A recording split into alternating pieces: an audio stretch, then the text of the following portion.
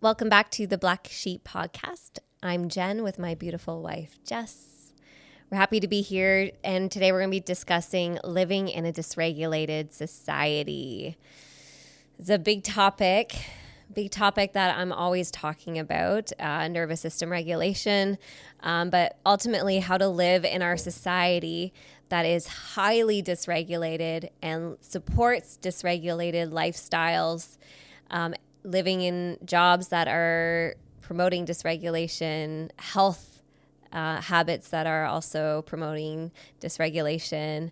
And so living in a healthy lifestyle means learning how to master ourselves and our nervous system and become into full regulation, which is feeling safe, feeling balanced, feeling centered, and reclaiming full sovereignty and autonomy over your own being. So this topic is a big one, and we're going to kind of go over the nervous system a little bit, the different states of the stress responses, and ultimately from our own healing paths, we're just going to share our own stories and what we've learned along the way, so that hopefully it will help you in your own journey of self-healing. So Jess, let's start with what stress responses do you think society is mostly stuck in or gets caught in?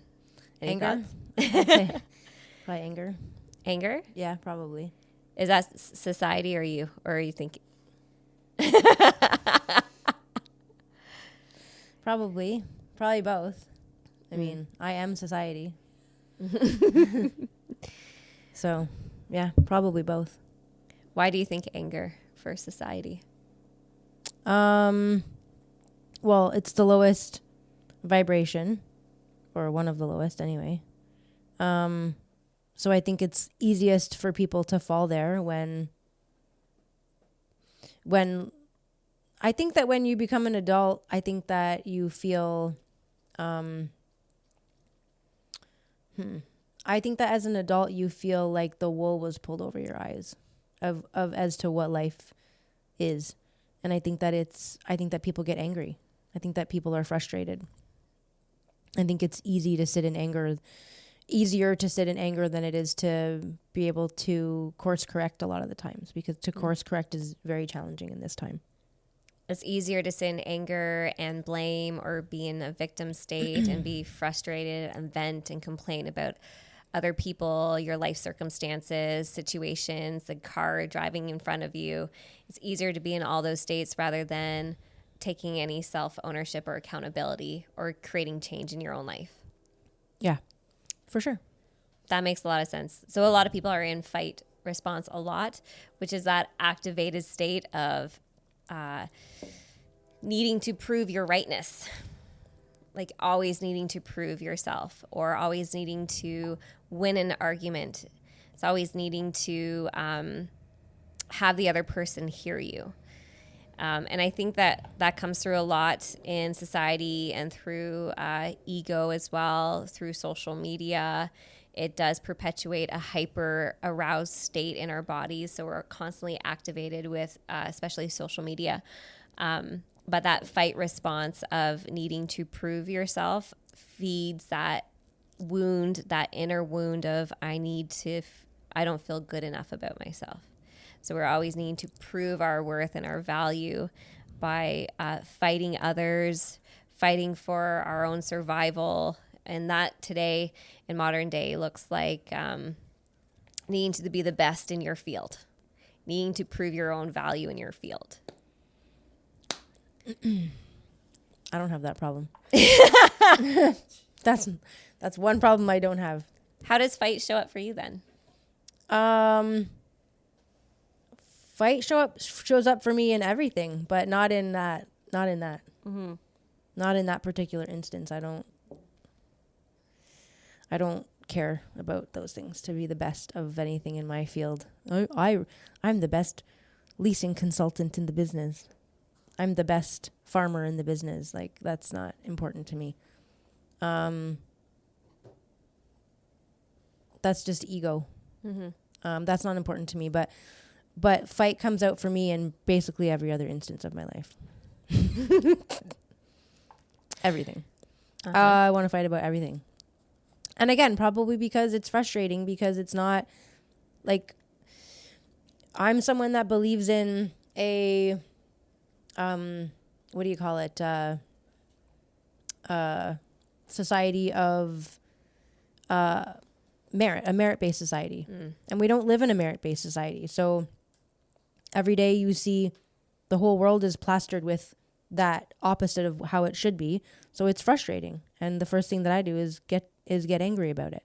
So that's how it shows up in like everything from political to socioeconomical to spiritual, basically everything that shows up in that instance. For me, the first thing that I do is I go to anger. It's frustrating. Well, and anger is a natural response, just like all of our emotions, but anger always shows up as a way to say, hey, I'm not okay with that. It's when we feel boundaries being crossed in our life in some way. And so we can actually use anger as one of the most motivational emotions to help us channel our energy, to help us. Like, anger can show up as being like, fuck that. I'm not okay with that. I need to change the situation. I need to get this out of my life. I need to end this one relationship. I need to quit my job. I need to go back to school. I need to say no to this person. I need to stop giving my time away. Like, anger shows up as a way to say, enough's enough. Something needs to change. But often our society doesn't know how to channel it. We just start projecting it on each other, like taking out our rage and anger, like something that you might be frustrated with at work. You come home and you yell at the kids, right? So we're just projecting the stress that you won't deal with at work, but you bring it home. Yeah, and you've seen that in our communities with immigration, right? Like, you have people like me who, as an immigrant, grew up with immigrants, have no issue with immigrants, and then now angry with immigrants. Like, I saw this Asian couple walking towards me in Home Depot parking lot the other day, and I was like, hello, like, I love you. I miss Asian immigrants. We need more Asian immigrants. But if you walk by, like, annoying Indian guys, it's like, oh, fuck.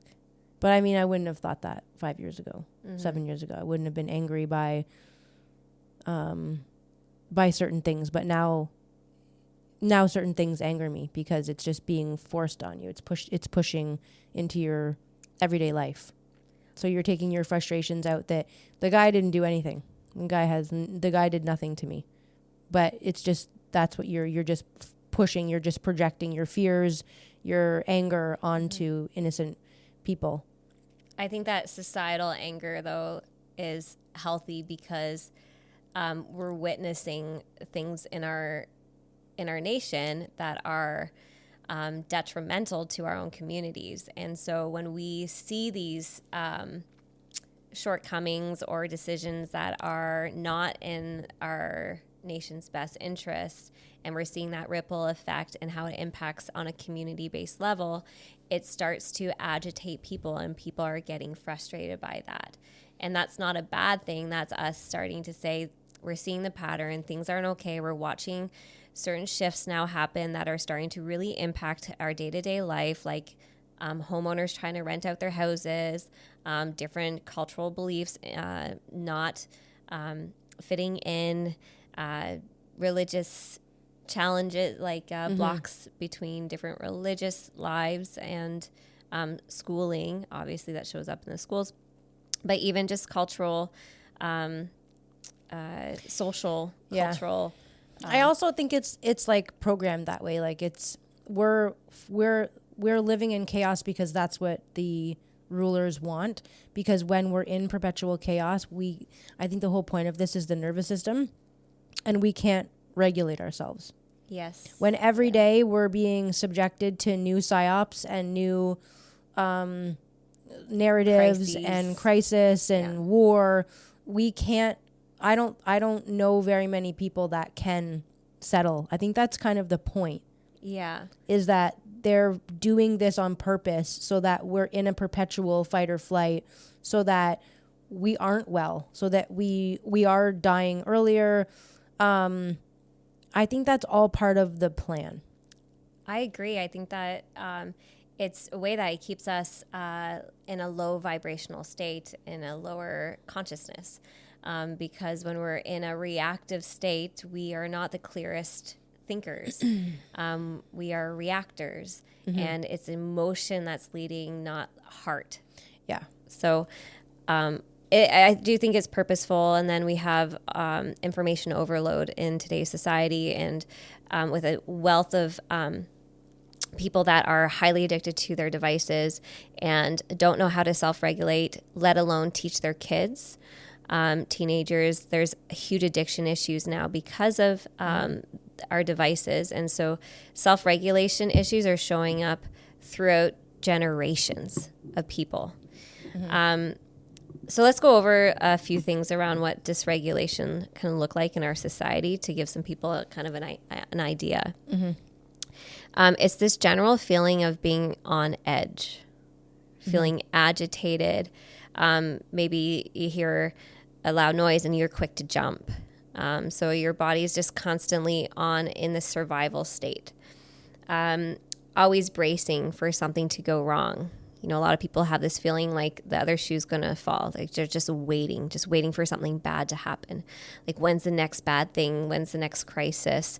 And we're always kind of on edge with waiting for something bad to happen, so that our body's never in a state of like trusting and feeling safe and knowing that things can also be good, waiting for more good things to happen. We're also in the state of chronic overthinking. And I think that's to do with a lot with information overload. Like we were talking the other day, we sit at the breakfast table as kids reading the back of a cereal box. And that's what we're doing. We're eating our breakfast, eating and reading the back of the box. In today's society, people are on their technology right away. There's maybe the news playing in the background. Kids are maybe on their devices while eating breakfast, right? Because that's the best babysitter for a lot of people. Or you're scrolling on your phone, catching up on your news feed. And think about like how much information you're taking in within like maybe a 10-minute window. So your brain doesn't have time to digest everything, to process everything. You just keep moving on, which keeps your body in this constant activated state. Sorry. No, go ahead. Constant analyzing, overthinking, feeling mentally busy even when the body's tired. I think there's so much mental exhaustion in our society from that rolling to-do list, from expectations, be it internal or societal. We're always thinking and thinking and thinking, and our brains are exhausted. Mentally, there's so much exhaustion from also keeping our brain waves in that high activated state. Burnout and exhaustion. This is huge. Like so many people are experiencing burnout from their jobs, needing to take sick days or self-care days. That burnout is almost so common. And young. Like in the olden days, that would happen, 40s, 50s. But you're seeing like 25-year-olds off of work on mental reasons, like 25, like or several stress leaves. Yeah. And it's when like sleep doesn't fix it.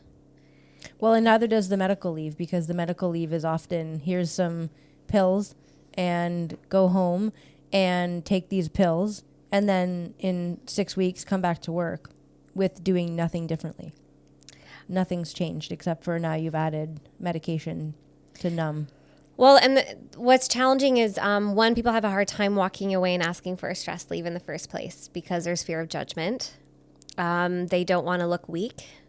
They're not used to not being on the go. Do you think that's true? I'm not trying to be like rude, but like, I don't know if that's true anymore. I feel like it's the opposite now.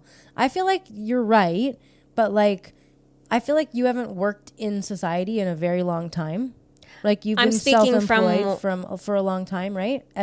Right? Yeah. But like, I'm just saying, in today's day and age, I think that's inaccurate. What part? Where you said people don't want to go on leave because of their fear of embarrassment or, right? Money, like, can I afford to go off on leave? Sure. But But nowadays, I actually think that's not true. I think it's the opposite. I think that's pushed on people.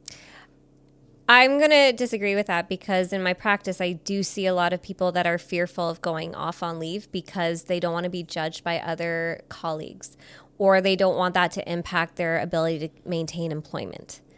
And the other part of that is definitely in like high stress jobs like first responders, there is a mentality around you don't go on sick leave. Okay, maybe in those fields for sure. But I mean, I think there's a lot of people that are constantly on stress leave.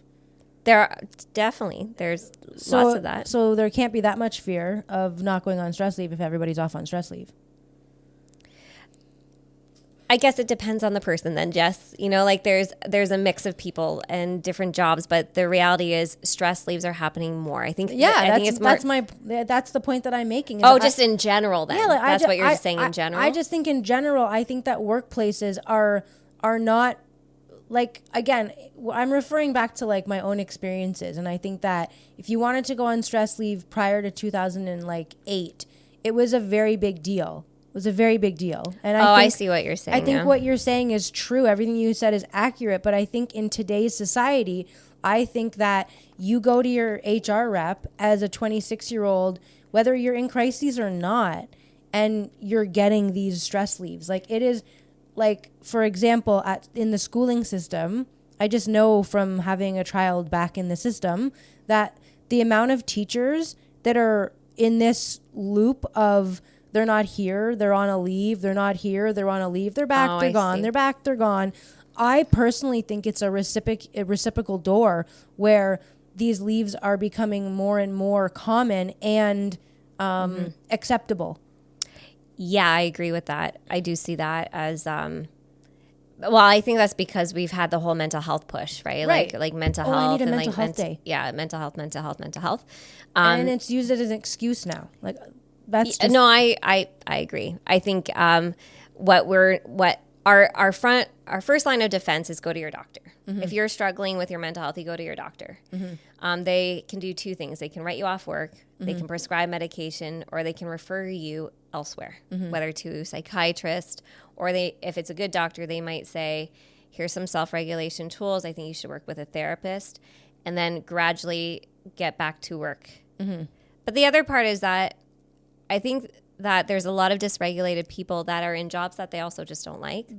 There's just a lot of jobs that people are unhappy with, and they're trying to stay in the job and function in a job that their spirit is dying in. Like they're just not meant to be doing that, and so they just keep trying to find other ways to stick it out. I think that was kind of my point. I didn't probably express it very well, but that they don't want to be there is my point.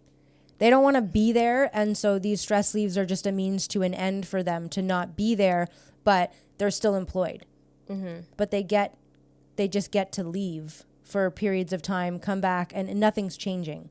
It's just anyway. Yeah, I think there's a certain time and place for stress leaves because they are obviously completely burnt out and can't function, and so there is that necessity. Absolutely. I think for somebody who's actively working through the stress leave, probably with a therapist and like doing their inner work, is that they start to work on self-regulating recovery and then determining what's the best course of action moving forward, whether it is to return to work or is it maybe to look at long-term, like what else would be a better fit for you. Mm-hmm.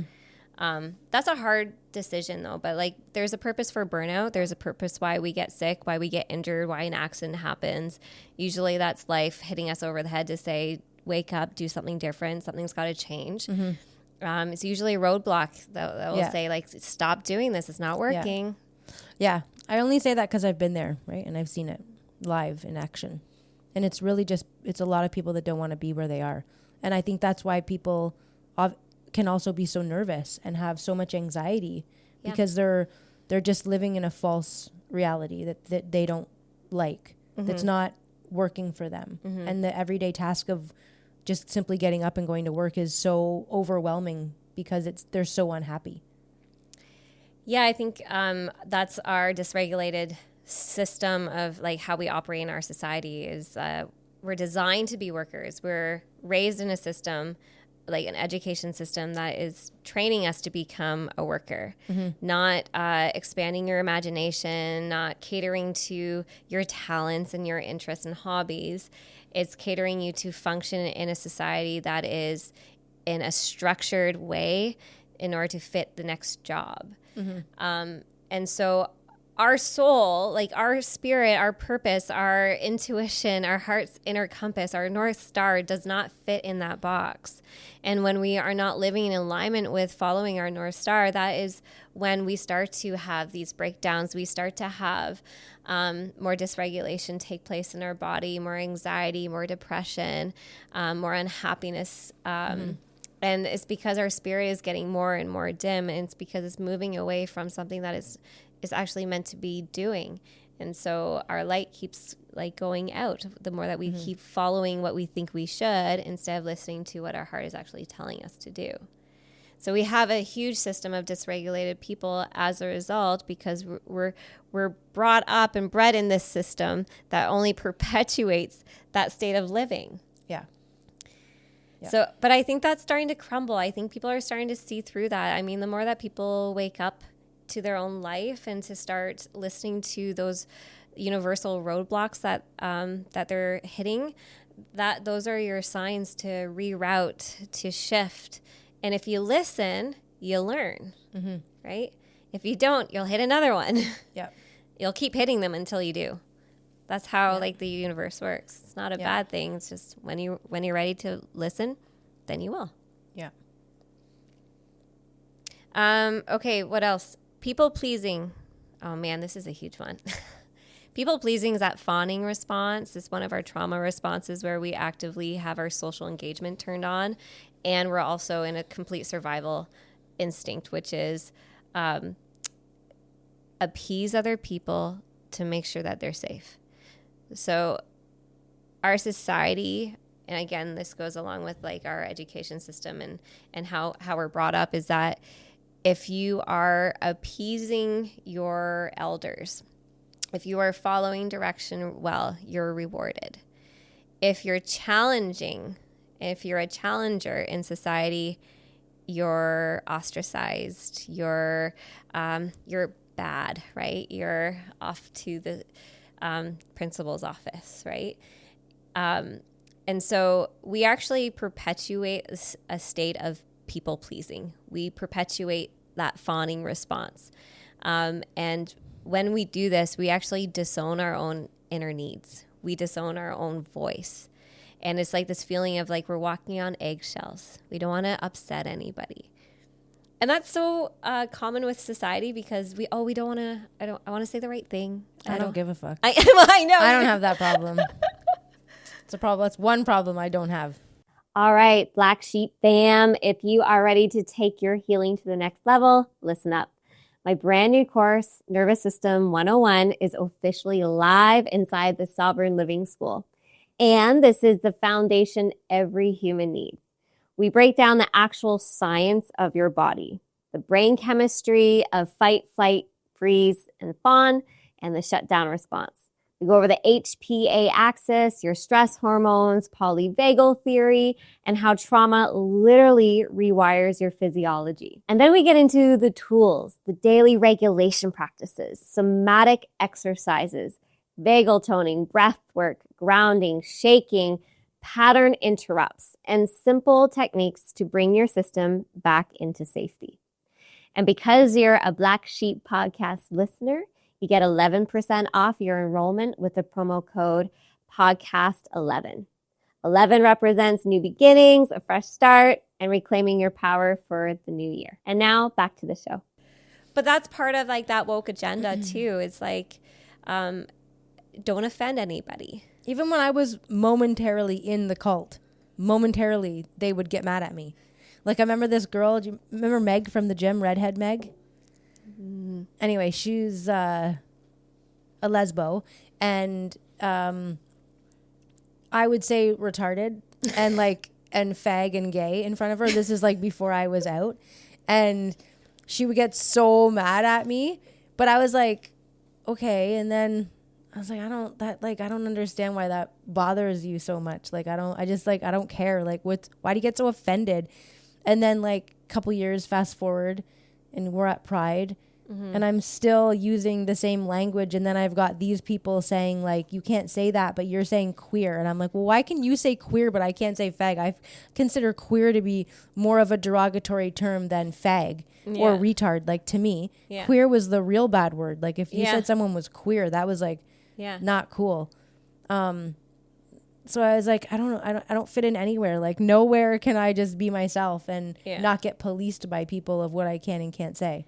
Yeah. The social policing, right? Is, But anyway, I'm as happier now that I'm not in like any club. Like I just think that's important to get to a point in your life where you're not like trying to be part of anything and that you don't, I mean, not that I ever did care, but you don't want to, there are times in your life where you don't want to upset people. Like, oh, that's my friend. I don't want to hurt her feelings. But like, there's a difference between being respectful, right, of people and then fearing upsetting somebody.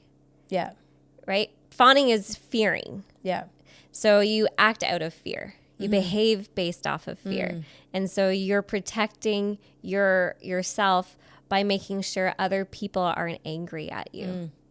Yeah, they must have, God must have missed that piece of DNA when he was putting me together. I love that about you because I was total people pleaser, total fawner, and then I'd oscillate between that and flight a lot. Like go, like be on all the time, constant to-do list. And you were just like, you were in fight. And you just challenged me all the time, and then I would collapse, and then I'd people please, and then I'd like leave the room, and then I'd come back ready to fight, and then you get going again, and I'd be like, oh, collapse again. But you taught me how to work myself up my nervous system in order to find my own voice, and that's what I loved about us because I learned so much through learn how to regulate myself through our conflicts and through Is that good or bad? Well, I think you either grow together, you know, like all couples are going to trigger each other. It's inevitable. We're going to trigger each other no matter what. Friendships, neighbors, whatever it is. Whether you choose to grow from it is how you heal. Yeah. Or you can continue to walk away, to leave, to stay in that abrupt cycle of that reactivity. Right. So we've learned how to work through our nervous system whenever there's triggers. And I've learned to stand in more of my power and communicate better as a result of finding my own voice instead of dropping into that people pleasing because I was scared of anger. Right. Like, so fawning is really like fear of anger and fearing your own anger, fearing any intense emotion. And that's often because you grew up in a home where there was maybe a lot of unpredictability. And so you learn to appease your parents in order to get love in return, or just to feel safe by preventing maybe an angry outburst by your dad or your mom being reactive. If you help out more, then often fawners are like helpers. They're caregivers. So are people pleasers in this society, are they the virtue signalers? Would you say? The people who change their profile picture with every new crisis. You know, you had a COVID-19 badge. I'm thrice vaccinated. And then you have, I support Ukraine. And then you have your elbows up sticker. Like, are those people pleasers the ones that just want to go along with the... I think it's a mix. I think it's a mix because because there's fight there too. People that want to fight for somebody else. Like the strong need to fight, but you won't fight for yourself. But you'll fight for other people. Right. I think there's when you get caught in that is that you're fearful of actually taking action in your own life, standing up for your own self. And so it's easier to fight for somebody else than it is to feel safe in fighting for yourself. Because you have to be able to feel worthy enough to stand up for yourself. Yeah. You have to be able to feel good enough about yourself, right? And so self-worth is always like that deeper wound, that subconscious part of you that you'll defend other people as a result. And so We always do that mirror work of looking inward and going, is that actually about them or is that about me? Mm-hmm. Right. Interesting. Emotional numbing and disconnect is another common thing in our society, which is like this sense of like kind of feeling flat, disconnected. Like you might be talking to somebody and they're just not there. Mm-hmm. You know, they're off in their head thinking about whatever. Think of like video gamers. NPCs living in like virtual reality. Mm-hmm. Yeah. Kind of zombie-ish energy. They're just ones that are going through the motions with not any serious connection. Yeah. Any true presence. They're not here. Mm-hmm. They're living in another reality, another plane. They just live in their heads all day long. Yeah, they're living in their heads. They're the ones that will say, hi, how are you? And you'll say, good, how are you? And they'll say, good, how are you? You know what I'm talking about. Yeah, we've done that before. I've caught myself in them like, whoa, I'm just in the loop. I'm just in that. I'm not even here. I'm not even present. Now when I ask people, like when clients come in, I'll say, how are you? And they'll just take a pause. I'm like, loaded question. Let's unpack. Right? Mm-hmm. Because that when we truly unpack, how are you doing? How have you been? Mm-hmm. We should pause. Like that's like, wow. Yeah. I always make that mistake when someone dies. I always say the worst thing, like wait, no, but I do. I want to say, when I have a moment to reflect, I want to go back and I want to say, I'm so sorry to hear about your grandfather passing. How are you doing? Maybe. But I forget the first part and then I'm just like, how are you? And it's like, my grandfather just fucking died. Like, I'm not good. But right? And then after I'm like, oh, why the fuck did I say that? I really wanted to say, I'm so sorry for your loss. How are you doing? I don't think there's anything wrong with that. I think people are just There uncomfortable. Like, I'm not good. But why are you asking? What's wrong with people just saying that? How are you holding up? Barely surviving right now.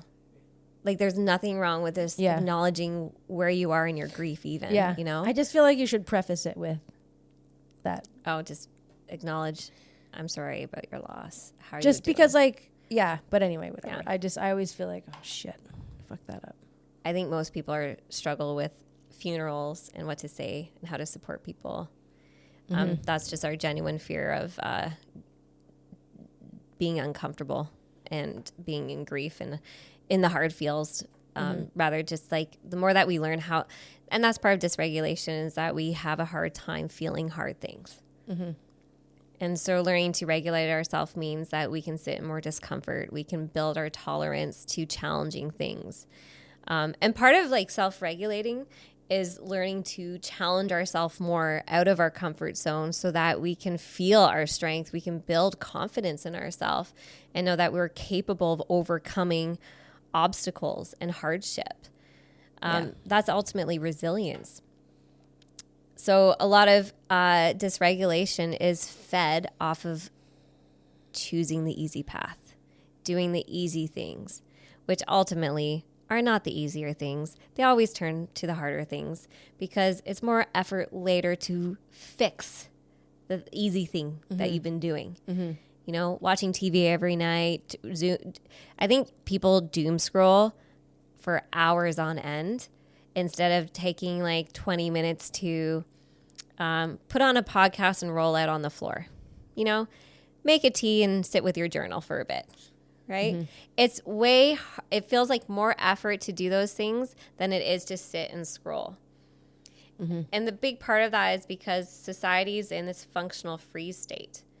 Functional freeze is like, I'm just going to scroll on my phone and not do anything. It's easier than being in your head.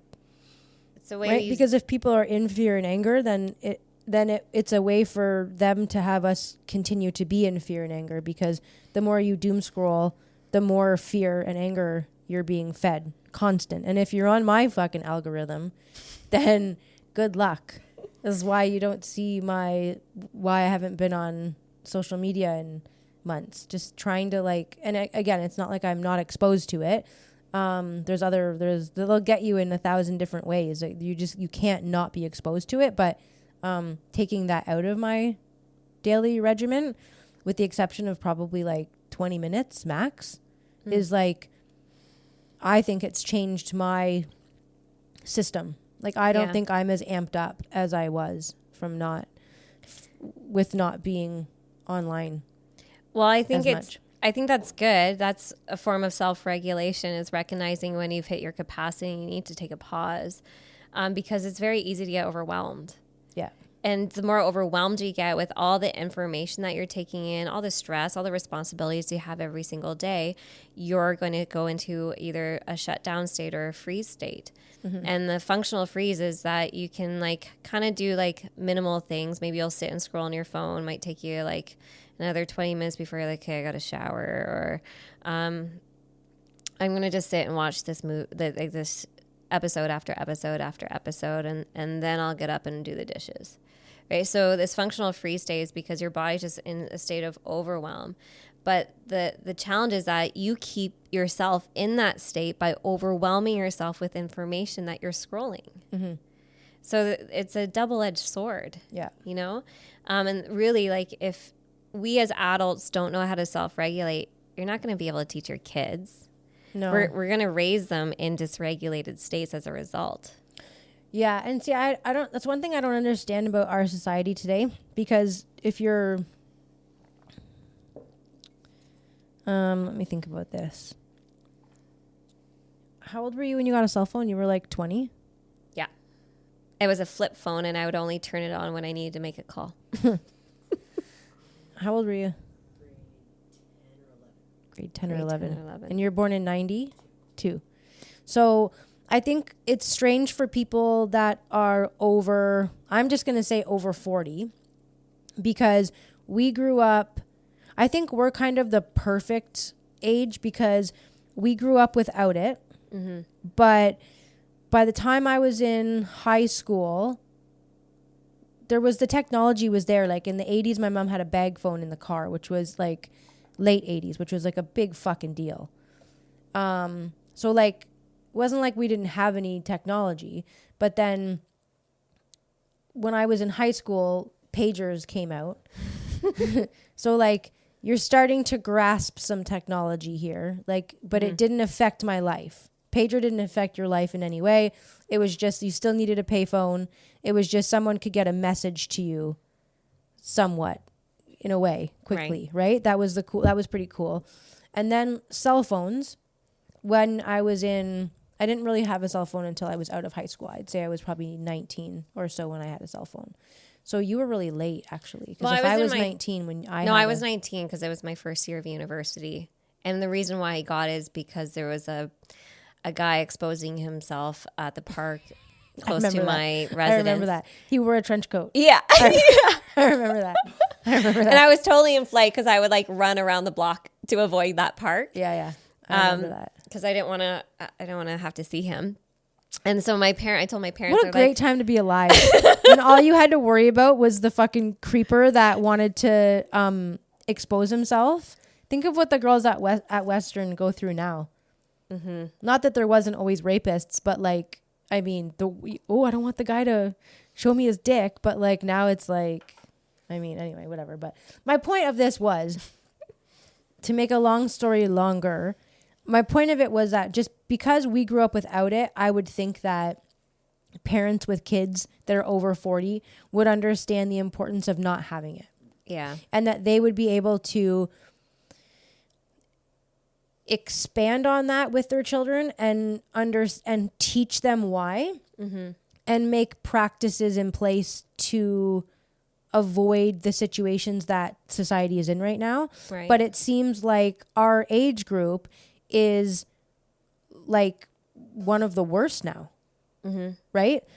I mean, obviously the kids are bad, but that's because that's all that they know. They can't. They've grown up you're raised in that environment. It's not the kid's fault. So my point is, I would just expect parents that are over 40 to be more knowledgeable about what this means for society. But it seems like they're the worst ones, and they're pushing it, and they're not giving their kids the same upbringing that they had.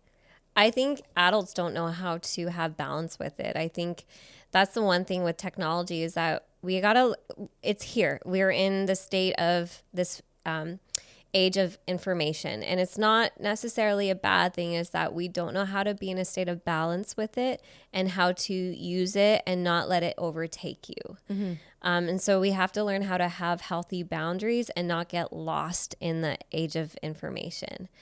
Yeah. And so it comes down to each person. And if you have kids, it's learning as a parent, what are healthy boundaries to have with technology?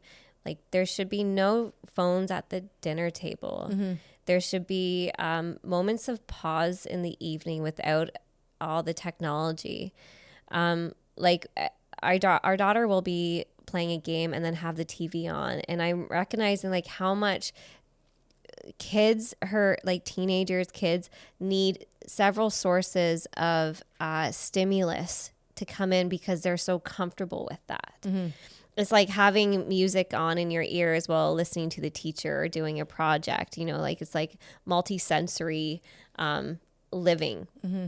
And it can also create so much hypertension and stress, but without any self-awareness or any co-regulation from parents, that becomes the norm, right? So it's our job to also co-regulate, and part of that, I'll sit on the couch and rub her feet just to help her settle her body and ground her again.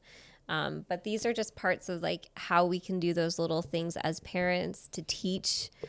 When we're on our phones, we always put it down when the other person's talking, right? Or if she comes into the room, we'll sit and she has her full undivided attention. Because I think kids are used to seeing their parents with their head down. Mm. That's the norm. She doesn't like it though. She'll be like, "Can you get off your phone?" Yeah, and I think that's good. She's setting what her boundaries are. Let's be together, mm-hmm. right? Because it's when somebody's distracted, we don't co-regulate. We don't feel safe with the other person.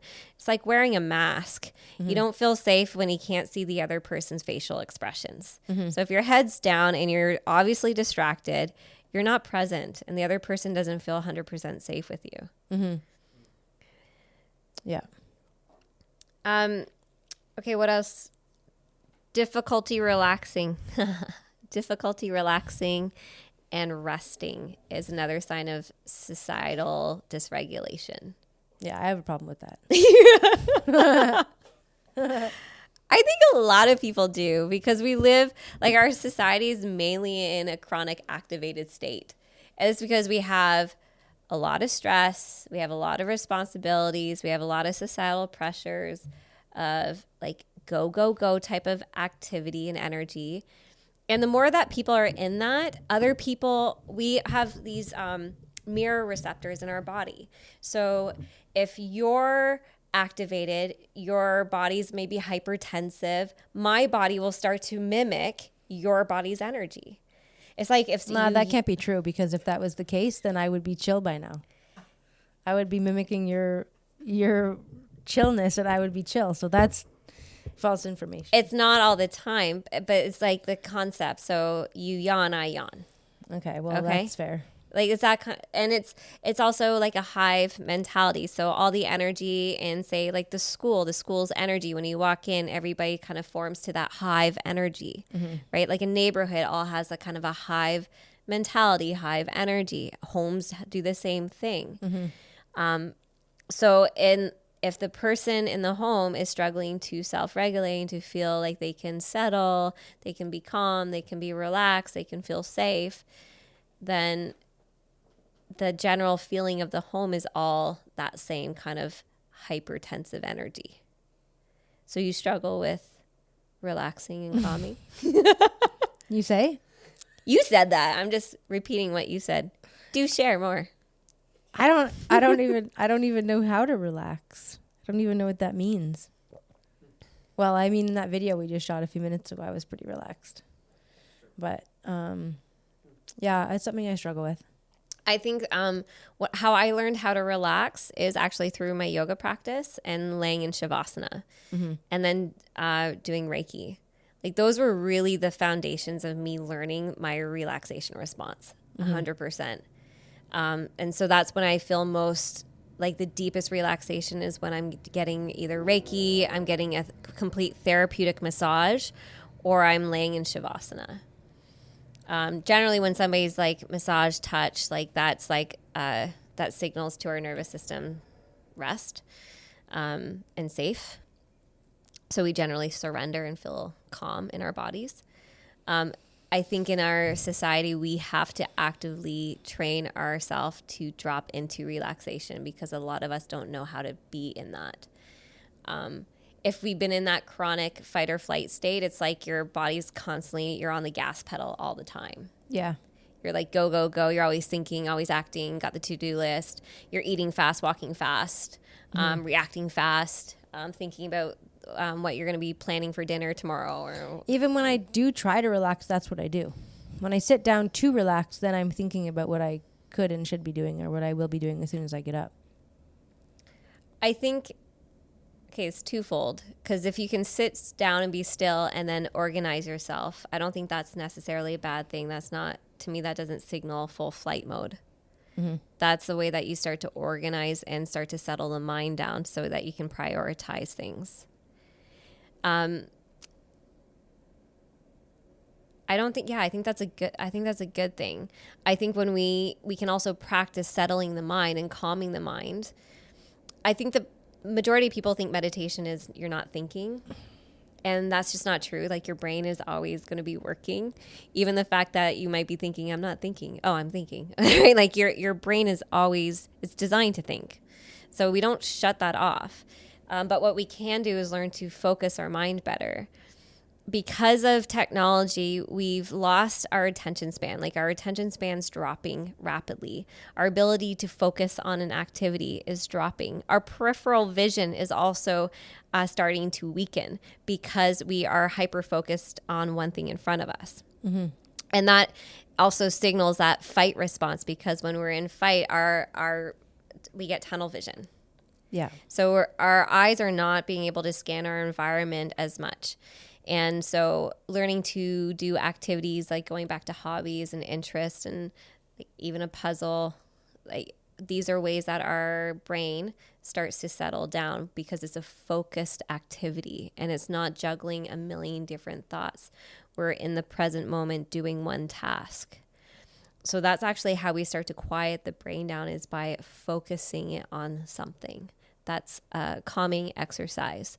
Maybe that's, laying down, doing some stretching and listening to a podcast. Maybe that's just going for a mindful walk and listening to nature, right? You do that all day long. You're always connecting all day long.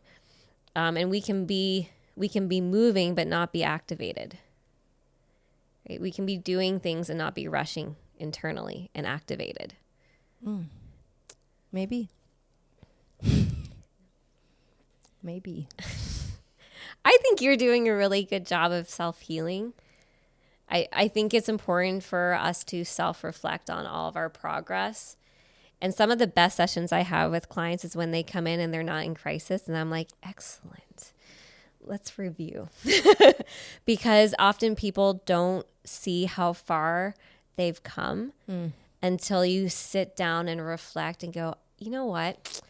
I haven't done that in a really long time. Or, hey, I don't do that anymore.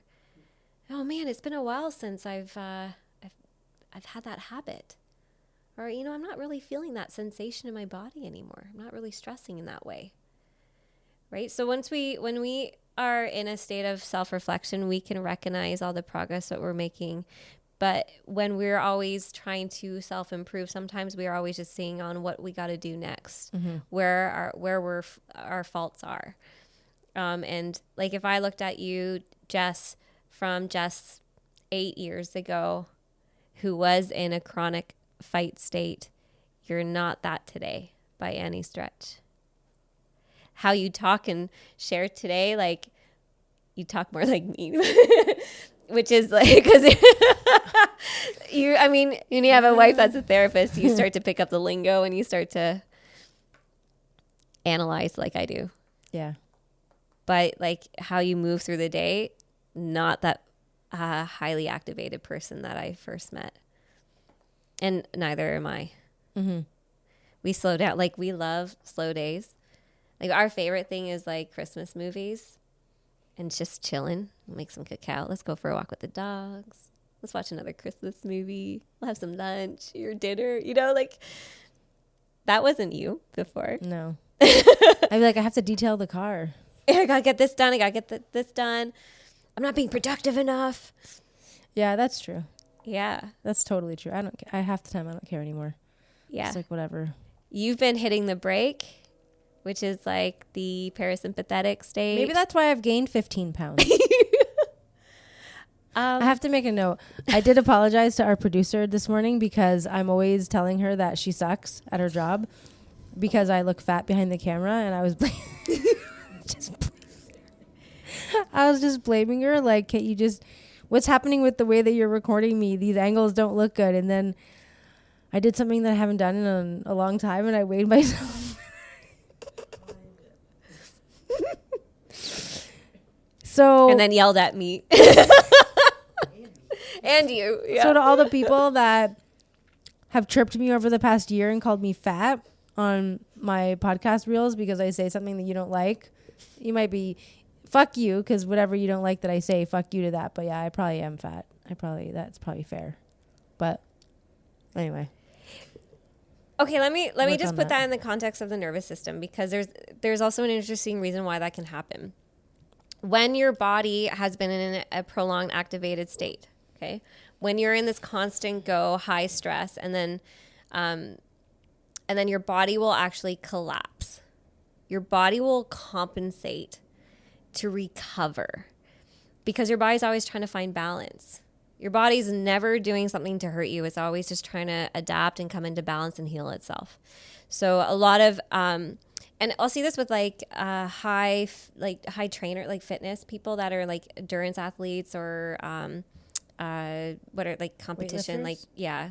That are like in the high go energy, and then all of a sudden their body just starts collapsing from it and they don't want to train, or they're having a hard time getting into that and keeping that momentum. Their bodies will actually collapse. And not that it's a bad thing, it's that your body's trying to recalibrate and recover and conserve energy. And it does that in order to heal itself. And your body's energy will start to come up gradually in its own time when it's repaired.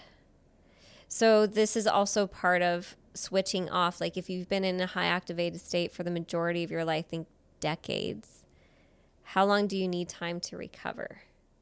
Right? It's for people that are burnt out, like they're in these high activated states and then they go on a stress leave, but it doesn't feel like it's long enough. It's because it's never long enough. Your adrenal glands, when they're shot, they take over a year to recover. Like all of your systems need time to recharge and repair and regenerate itself. And we don't give enough time to rest. We don't honor rest enough. And rest is the only time your body repairs itself. So like an injury, like you had a head injury several years ago, and you had to rest. We were just focusing on rest and recovery, repair, nourish, eat good food, sleep a little bit more, right? Yeah, I guess so. So we got to give compassion. Like when this is when our society is in these high expectations of you have to be performing to the standard. You have to look to the standard. You have to be always striving and making progress to the standard. It's not realistic. And so when we bring in more compassion and we bring in more education and understanding of our own nervous system and how our body operates, we can go, oh, okay, can I honor that? How can I take better care of myself based off of where I am in my nervous system? Right? You can also train and do fitness based off of your nervous system. You can do movement based off of training for your nervous system, right? If you prolong activation, you need more like gentle things, like walking, gentle yoga. If you've been in flight mode, weight lift. If you've been frozen, you need to gently thaw and start moving and building momentum and heat in your body again. Right? If you've been completely shut down, it's about small wins, gradual, like rebuilding yourself, working your way back up and building momentum slowly.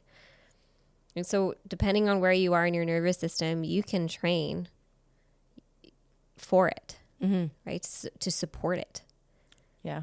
To help it with repair or to help find your power. I don't feel like doing that right now. Yeah, so you're not. I don't feel like that at all. Yeah, you're in the walking place, right? Like you're nourishing, you're walking. I don't right? feel like that at all. Yeah. I feel like diet's my way to success. The yo-yo? The yo-yo? No, not yo-yo. No, just like more whole nourishment, more like meat, eggs, dairy, more basic, just more like that's all grounding. Yeah. Like I love bread so much. I like dream of bread. Like I love it. But that's also bread is so activating. much. Yeah. So right? I just feel like for me though, like I don't feel like what you're describing. I don't feel like doing any of that, which I recognize. Like I totally recognize that I'm usually very like go. I feel like being active and lifting weights and I don't feel like that at all. So I think that like for me right now, the path for me is just with like a clean eating routine regimen is more my that's part of your repair and grounding. So eating like high protein, like what you just described, is actually about grounding the body still. Yeah. That's what you're needing. And so you're intuitively listening to that. Eating the high carbohydrate diet is actually what stimulates and activates like the blood sugar spikes and then the mood swings result in that. Yeah. Dysregulated hormones, everything starts to like dysregulate after. So you're actually in this phase of slowly recovering, rebuilding your strength, grounding your body, repairing, and just gaining momentum again. Yeah. So that's a really good place to be in. I'm in this place where I need to be lifting weights because I can catch when I need to be training or I need to be doing mobility. Again, like every day is a little bit different, but when I check in with my nervous system, I decide what do I need to do? What am I avoiding is usually what I listen to first, because if there's resistance with something, like for me, it's been sometimes weights, then I need to sit down and start feeling my power and start training so that I'm not running away or shutting down.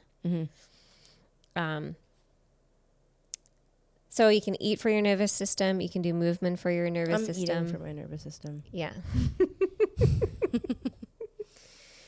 Yeah. Although I have been feeling good about my mobility regimen. I've been pretty good the last like month. I've been pretty on top of it.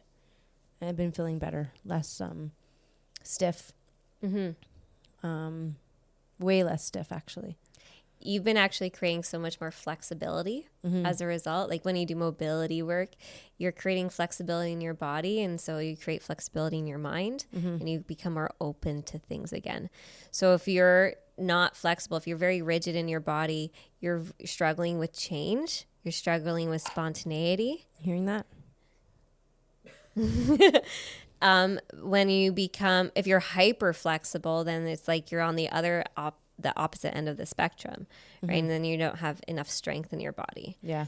And so what you've been doing is actually creating a lot more range of motion and opening your body back up, because it's been very rigid, like your shoulders and your arms, right? Because of fight.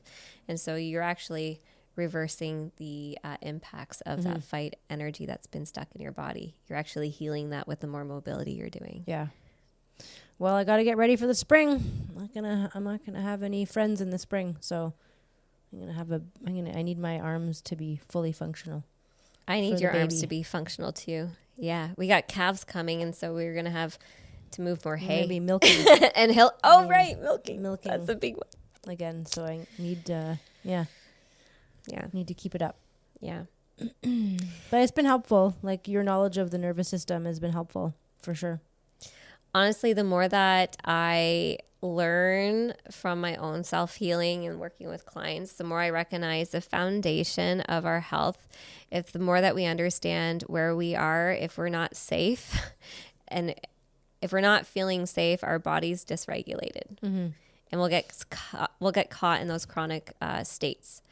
And so living in full autonomy and sovereignty and learning to self-master and self-heal comes down to regulating our nervous system. So I'm excited because I've got a course coming out. I don't know if it'll be ready by the end of this month, but maybe the new year it'll be done and ready, and ready for the listeners to try a self-regulation course, which is going to compile all the information all my knowledge, everything that's been in my head and down on paper for you to absorb, and in a comprehensive, practical way that is very tangible. So I'm really excited that I can like compile that and make it something that is tangible for you listeners to help yourself heal. So cool. Thanks for listening. That Can't it? wait. Yeah. Yeah. All right. Yep. Peace out, rabbit.